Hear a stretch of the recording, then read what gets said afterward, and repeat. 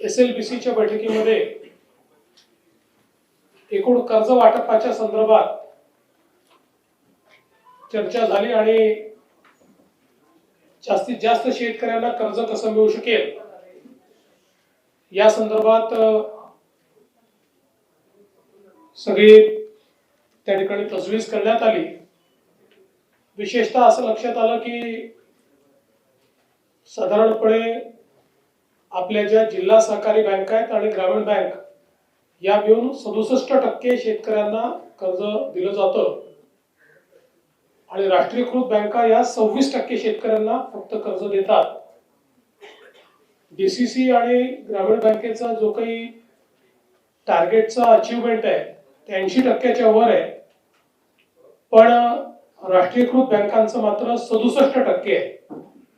त्यामुळे आज अतिशय कडक शब्दामध्ये राष्ट्रीयकृत बँकांना हे सांगण्यात आलेलं आहे की त्यांनी 80%च्या वर टार्गेट पूर्ण केलं पाहिजे। आणि आम्ही आज बँकांना हे देखील सांगितलं की एकदा आम्ही यादी अप्रूव्ह केली की त्याच्यानंतर आमचे पैसे जमा झाले नाही तरी तुम्ही त्यांना कर्ज द्या, कारण आमचे पैसे जमा होणारच आहे आणि आमच्या पैसे जमा व्हायला विलंब झाला तर तुम्हाला व्याज मिळतं, तर तेही त्यांनी मान्य केलंय। त्यामुळे तो प्रश्न येणार नाही। यासोबत या सगळ्या बँकांची कर्जमाफीच्या संदर्भात देखील आम्ही चर्चा केलेली आहे। जी काही आपल्याला कर्जमाफी करायची आहे त्या संदर्भात जुन्या अकाउंट्सवर जो काही त्यांनी हेअरकट घ्यायचा असतो त्या संदर्भात आणि एकूण त्याचं कर्जमाफीची माहिती ही कुठल्या फॉर्मॅटमध्ये त्यांनी द्यायची, कुठल्या फॉर्मॅटमध्ये आम्ही ती करायची या संदर्भातले एक डिस्कशन आज झालेलं आहे। आणि मला असं वाटतं की आम्ही कर्जमाफीच्या संदर्भात जो काही निर्णय घेतलेला आहे तो वेळेत पूर्ण करू शकू अशा पद्धतीनं त्याचंही नियोजन हे आपण केलेलं आहे।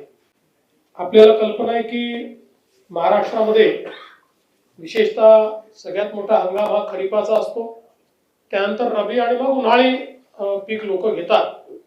साधारणपणे खरीपाचं क्षेत्र जे आहे ते 152 लाख हेक्टरचं क्षेत्र आहे आणि याच्यामध्ये साधारणपणे सगळ्यात मोठं क्षेत्र हे सोयाबीन आणि कापूस जवळपास 88 लाख हेक्टर त्या ठिकाणी असतं आणि बाकी मग इतर पिकं आहेत। ऊसही आपल्याकडे मोठ्या प्रमाणात आपण घेतो।